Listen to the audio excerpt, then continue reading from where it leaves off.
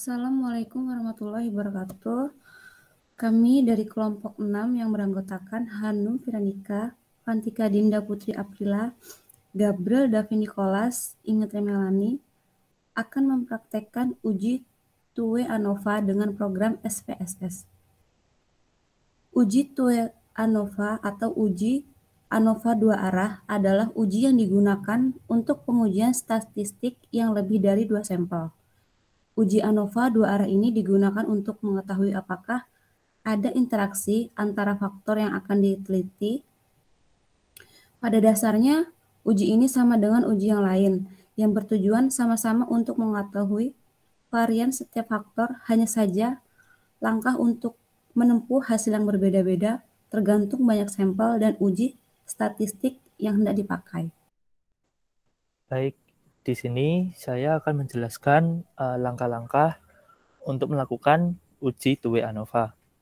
Di sini kami mendapatkan kasus nomor 6, di mana di sini menunjukkan adanya kasus gizi kurang untuk balita. Lalu di sini kita ditugaskan untuk menghitung apakah ada efek penambahan gizi dari tepung biji-bijian dan ekstrak sayuran menggunakan cara TUE ANOVA. Dalam pengujian TUE ANOVA yang perlu kita lakukan pertama kali adalah pengkodaan dari data itu sendiri. Dapat dilihat di sini ada tabel yang berisikan hasil penelitian dari kasus tersebut.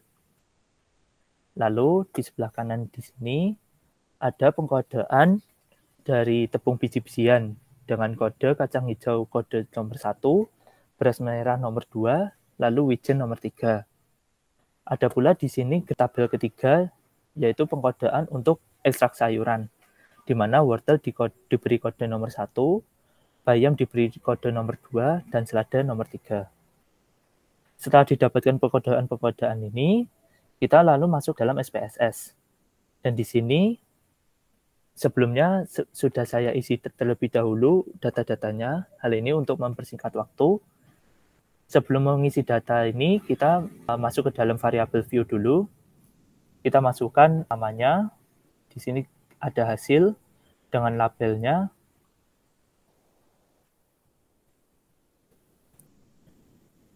Sebelumnya kita lihat di sini variabel view-nya ada nama hasil dengan labelnya makanan bergizinya atau hasil yang tadi kita dapat di tabel nomor 1.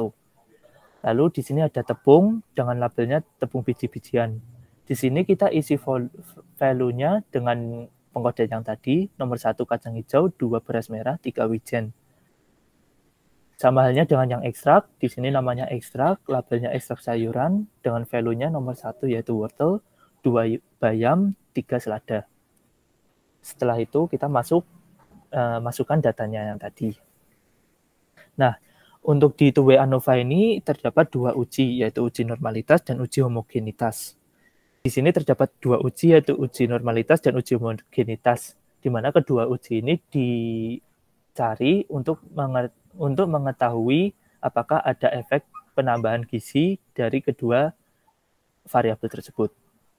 Yang pertama kita lakukan dulu uji normalitas. Di sini caranya yaitu kita harus membuat variabel residual, di mana kita klik analyze ini, lalu general linear mode, lalu unvariate. Lalu di sini kita masukkan makanan bergizi ke dalam dependent variable, lalu kita masukkan tepung biji-bijian dan ekstrak sayuran ke dalam fixed vector. Setelah itu kita klik save, lalu kita centang bagian standardized. Lalu kita continue. Lalu kita OK. Nah, di sini nanti kita mendapatkan hasil unvariate analysis of variance, tapi di sini kita belum mendapatkan nilai dari uji normalitas itu sendiri. Lalu untuk mendapatkan nilai tersebut, kita perlu lakukan uji normalitasnya, yaitu dengan cara kita pilih analyze, lalu kita ke describe statics, dan kita pilih explore. Di sini kita masukkan data standardized ke dalam dependent list. Setelah itu kita pilih ke plot, dan kita centang bagian normality plot with test. Lalu continue dan OK. Nah, di sini nanti Nah, di sini nanti kita mendapatkan hasil test of normality, yaitu dengan nilai signya 0,950. Nah, di uji normalitas ini dikatakan normal apabila nilai signya lebih dari 0,05. Yang berarti di sini kita mendapatkan hasil 0,90 yang berarti lebih dari 0,05. Lalu di sini kita mendapatkan tabel test of normality, di mana di sini nanti akan muncul nilai signya yaitu 0,950. Di dalam uji normalitas, nilai sig dikatakan normal apabila nilai signya lebih dari 0,05. Yang berarti di sini data yang kita dapat ini dibilang normal. Setelah itu, setelah kita melakukan uji normalitas, kita lanjutkan dengan uji homogenitas. Dengan cara kita klik Analyze, lalu ke General Linear Model, Unvariate. Nah, setelah kan ini tadi datanya sudah masuk, kita pilih ke Save lagi, kita hapus centang di Standardize ini. Lalu Continue. Lalu kita pergi ke Option. Nah, setelah itu kita masukkan bagian tepung, tepung dan ekstrak ke dalam Display Means For. Setelah itu, kita centang di bagian Homogeneity Test dan juga Descriptive Statistic. Lalu kita continue. Setelah itu, di sini kita akan mendapatkan hasil ANOVA-nya. Di sini. Di sini ada tabel yang pertama yaitu Between Subject Factors. Tabel ini menggambarkan data penelitian, di mana tepung biji-bijian yang kacang hijau ada 9, beras merah ada 9, wijen ada 9, begitu juga ekstrak sayurannya.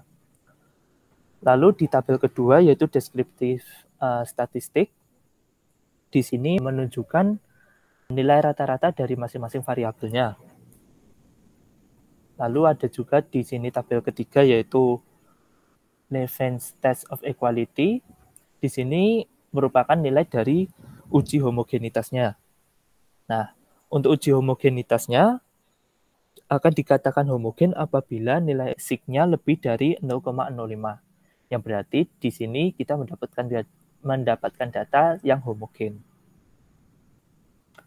Lalu setelah itu ada juga tabel Test of Between Subject Effect yang merupakan tabel yang digunakan untuk uji hipotesis, di mana apabila nilai signya kurang dari 0,05 berarti ada perbedaan, dan apabila lebih dari 0,05 tidak ada perbedaan.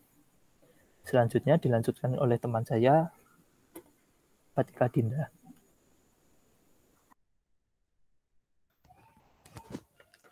Baik, apakah penambahan tepung biji-bijian dan ekstrak sayuran tersebut memberikan efek yang sama terhadap peningkatan berat badan balita?